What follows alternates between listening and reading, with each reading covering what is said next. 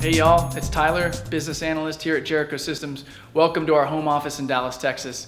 Today I'm going to talk to you a little bit about EnterSpace 9, our upcoming release. You'll find out a little bit more about it after the new year. It features a data labeling and data segmentation component. DLDS, as we call it, allows your enterprise or your organization to mask, encrypt, anonymize, or redact specific pieces of information within structured documents or files. This is a game changer. We've illustrated this in healthcare, law enforcement, and maritime domain awareness. In fact, last year at the Open Geospatial Consortium's Testbed 11, we demonstrated how two different users with different clearance levels were able to access different pieces of the same notice of arrival document based on policies that we had built within EnterSpace. I'm going to show you a little bit more about what I mean when we get to the demo. Start with the architecture. We have a visualization tool called Gaia from the Carbon Project, a company we partnered with during the Open Geospatial Consortium's Testbed 11. There is also a web feature service where the two users in this demo will be requesting sensitive information. There is an enforcement point that sits in the middle and intercepts those requests.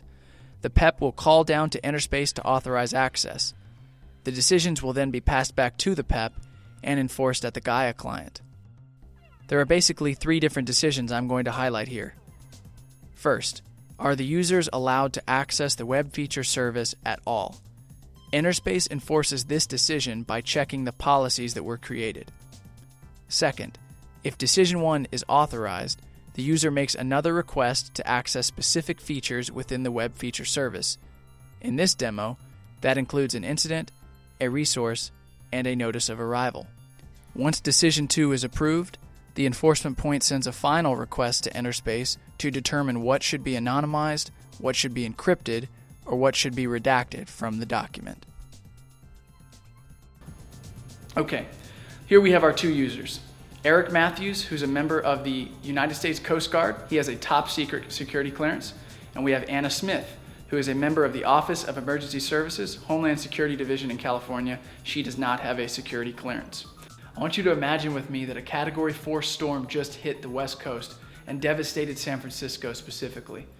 Residents have been displaced from their homes, facilities are flooding, and the governor has issued a state of emergency for the state of California.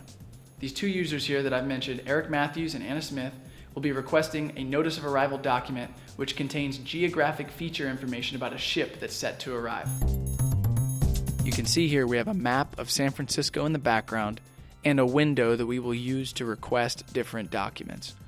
Both users can see three different features: an incident, a resource, and a notice of arrival. The reason they can view these specific features is we have a policy on the back end that enforces access based on who these users are and what country code their organization is affiliated with. This is the policy we created for this demo. It is a Get Capabilities request. This policy essentially says you are only allowed to access the web feature service if your organization has a country code of US. I'm referring here to Decision 1 that I mentioned earlier in the video. And just to note, although we are looking at this particular attribute for the demo, we could add additional attributes about the users, resources, or environment to create a much more complicated policy. Here is an LDIF file, which shows user information that is stored within an LDAP directory. You can see both Anna and Eric's organizations are affiliated with the country code US, which is why they are able to see those three features in the Get Capabilities Analyzer window.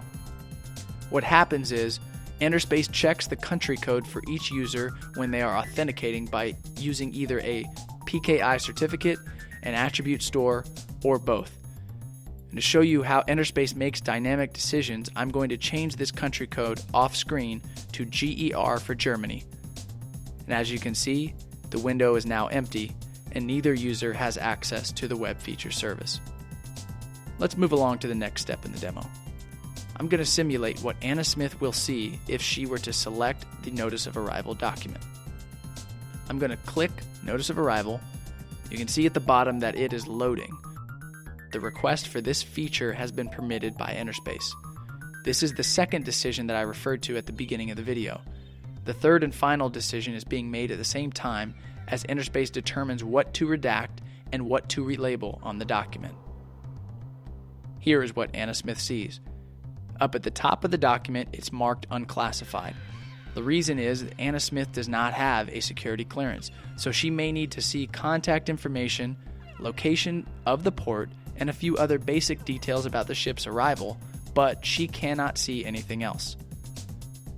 I'm going to unselect her layer from the map and simulate what Eric Matthews will see. Here at the top of the document, it's marked classified. Eric can see everything Anna sees, but most importantly, he can also view the classified cargo information. There are pesticides and poisonous gases on this cargo ship. This illustrates the power of EnterSpace technology, in that a change in one attribute doesn't just change access to the document or digital resource itself, it also changes the content of the document as well.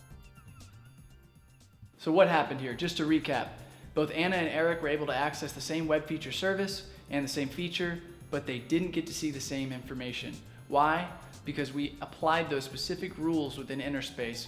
We redacted specific information that Anna shouldn't see. We relabeled the document on the wire. We maintained the original document within the server, and basically they saw two different versions of that same document.